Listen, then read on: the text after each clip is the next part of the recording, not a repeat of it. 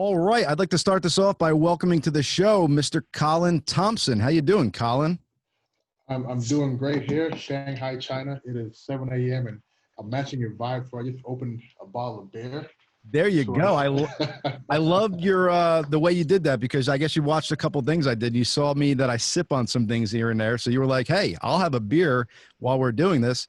And I was very impressed. And then I realized that we were about 12 hours apart and it's 7 a.m. for you where it's my 7 p.m. Right. So it's on a Sunday morning. I think it's okay to start out with a little beer, man.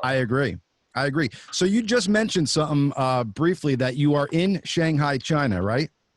Yes, sir. Now, in the heart downtown Shanghai. And it's a beautiful city there, right? Big buildings, all that. It is super city. It is. I've lived in several cities. I've worked in several cities. This is like New York City on crack. So you were in China when this whole COVID-19 thing kind of broke? I was in my wife's hometown. She's from China. She's from Hong Kong. Okay. Her hometown here in China. So yeah, I was in here the entire time. And as you know, due to the travel restrictions, have been here the entire time. Okay. I've been here 12 years. So this is my second home. Okay. We had a child here last year. I work here, so this is home. Congratulations. Thank you, sir. Appreciate that. We were hightailed it back home to Shanghai, as we were concerned that perhaps we would not be able to get back if they shut the airlines down, which they never did, but they made it very tough to fly. Right. I heard that they had initially in China, I think, stopped flights like in their own nation. So you couldn't go from, say, Shanghai to Beijing or something like that. But they were allowing flights out of the country, I think. Not 100%. They never shut it. They never shut flights down totally. Okay. But for example, the epicenter was Wuhan, China. You could not fly into or out of Wuhan. So Wuhan was shut down. So certain cities, they form like a bubble. Right. A bubble around, and you could not go in, you could not walk in, you could not drive in, you could not parachute in. It was a total bubble around. But Shanghai, Beijing, it was always open. But nobody was flying. Nobody was flying, though. Gotcha. I don't even, the only time I think about coronavirus, and to your listeners, I apologize, this may sound cold. The only time I think about coronavirus, COVID-19, is when I turn on the news. Or go to USA Today or Yahoo.com or whatnot, because it is not here at all. Wow. You don't think about it. Wow. But as of last week, numbers have started to spike in Japan, in Hong Kong, but in China, I think China had 2 new cases over the last week or so. China has been wearing masks for years, as far as I'm aware. Like they were already accustomed to going outside and throwing on one of these little surgical masks. Maybe I thought when I was over there it was because of smog, but I think it was really just to stop spread of a cold or whatever, I think. Yeah, most time, I don't think the mask will help with smog. But well, that was just my thought because I saw smog above the city, and I'm like, maybe this is why they're wearing it. I don't know. Yeah, I think you're right. I think if you wear a mask, the smog, without the mask, it's like smoking a pack of cigarettes every hour or so, right? Yeah. With the mask, maybe it's like half a pack. But you're right, though. A lot of folks here were wearing masks before. It's very customary to see if you're on a bus, just 20 people on a bus, maybe 2 have a mask on. When this hit, we were out of town. Literally, I think it was around January 23rd.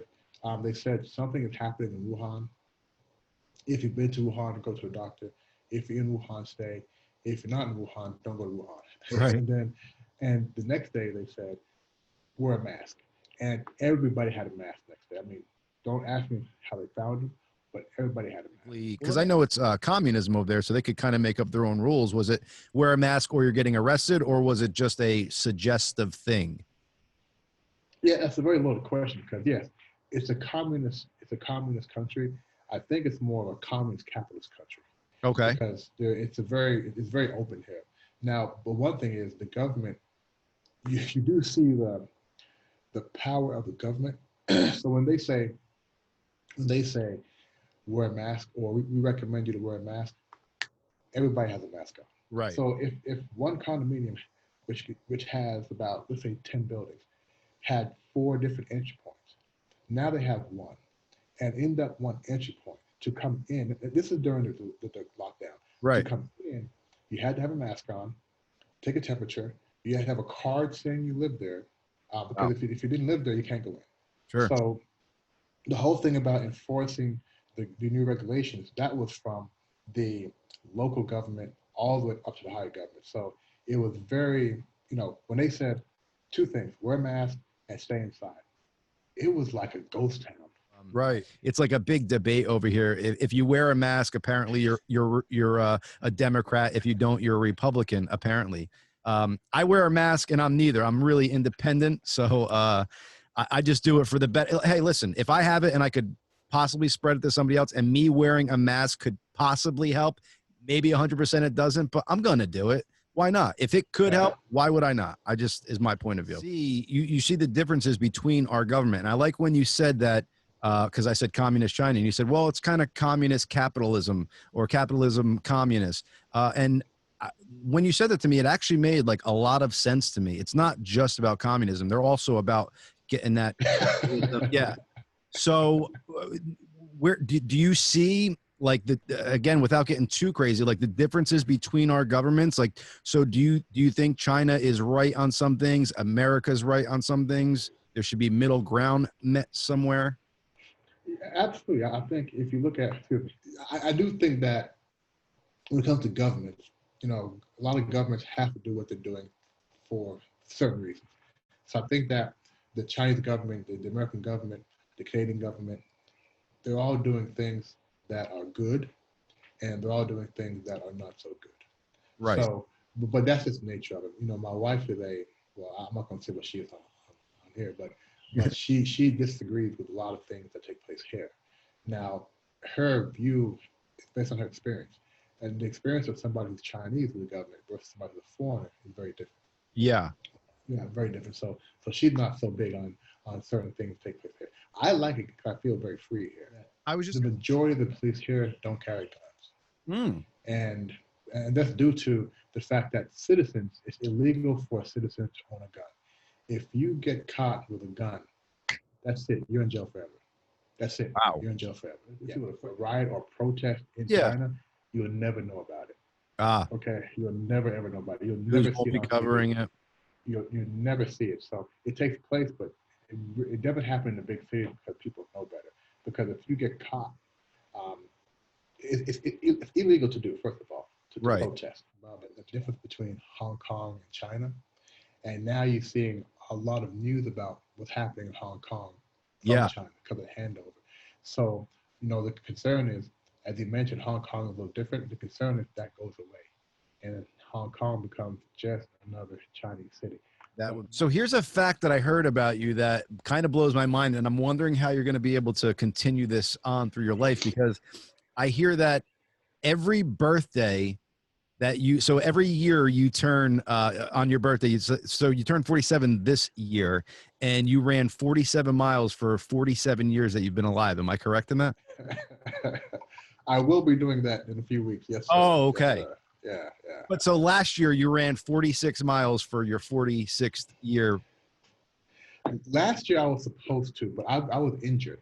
So I took 2 years ago I was injured, and I made a deal with my wife that I would listen to the doctor and not run. And last year I was going back between here and the U.S. Last year, to be honest, I just was it was coming back from the injury, and my body didn't feel right. Gotcha. But this year, so 2 years out of 12 years, the last 2 years I was not able to do it due to physical issues. But this year it's back on. Good. The feeling is because we birthed, reborn through the fire.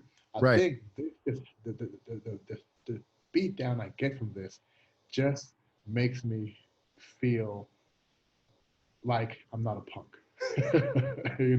I can still go through that. I can still go through it emotionally, mentally, and it helps me throughout the year, because if I can get this done, then a lot of other stuff, it's just noise too. And my wife, who's 10 years younger than me, she's like a rubber band. She's bouncing, jumping, bouncing. I'm like, sit your butt down. Okay? Right. You're showing off there. Going off. I remember when I could do that. Me personally. So from 2013 to 2016, I probably got into some of the best shape of my life. And then from 2016 to about A couple months ago, I was probably in the worst shape of my life. I just had no idea. Like, you know, I was working out, I was doing keto, I was doing all this stuff. And then I was just like one day, fuck it. Excuse Yeah, me. Pardon me. But yeah. And then just a couple months ago, I started getting back into shape. But I do notice the rebound of going from out of shape, trying to get back into shape is not as quick as it once was for me. You know, like yeah, if I did hardcore dieting and working out for about a month, I would be like, whoa, all right, you're kind of back to almost where you were. Now I'm like 3 months in and I'm, you know, getting there, you know? yeah, John. I tell you something, man. What you just explained, I go through that every year. Yeah. I have about 2 months where I'm just not 2 or 3 months, maybe three to four. I'm not doing anything, and I always remember every year that first month when you start training again, it's just terrible. Mm-hmm. When, for example, if I start running again, I say, man, this 5K is killing me. Whereas I could do a 20K like nothing 4 months before. So you Right. say to yourself, is it worth gaining weight? Is it worth really going through all that again every year? It's not worth it. If it's But not, I look in the mirror and I'm like, dude, you're looking a little pudgy. I'm very upset with myself and very depressed for a little bit. I'm like a little girl almost when it comes down to it. man, you gotta learn how to accept yourself because when I Yeah. get fat, when that tire comes about, I just say, hey, that's part of life, man. You know, these folks who want that everybody looks skinny, forget that. So I accept myself no matter how I look. Now my partner, my wife, that's different. She'll look at me and say, huh, right? Hey, I think it's time to start up that 20K again. So let me ask you this, Colin. I heard that you're a life coach. Yes, sir. And are you doing that? So I'm sure most of it is through Zoom nowadays, or maybe it was even beforehand. Um, but and I'm guessing you're doing it with people not only in America or China, but you're kind of spread out with people you coach. Yeah, you're Correct. not. Yeah. And now, luckily, we've gone back to majority face to face. So for the folks I'm coaching here in Shanghai, it is face to face again. Hmm, Sometimes we'll use Zoom. After a few months of pure Zoom, people really wanted to get out. People that wanted to get back sure. face to face. For the people I coach or do training with outside of Shanghai, it is via Zoom team. I've been coaching in my own coaching practice, my own business since 2018. And Now the I'll name tell of you that this. is? Oh, Oligay. Well, I have a business consulting company, and one service is coaching. So Okay. Oligay business coaching, Oligay life coaching, OLIGYE. It's interesting talking about the transition from corporate to my own company. I was working for IBM. You may have heard of them. Uh, Yeah, I think I have. They did or something. but I was doing some various roles in IBM, and they asked me to become an internal coach, volunteer to become an internal coach. And it's interesting because my my thing, my thing, so to speak, is public speaking and motivation and inspiration. So I try to do as much public speaking as possible and motivate and inspire people. But I'll tell you that the challenge there is I can motivate you on Monday, and next 3 days you're motivated like a monk.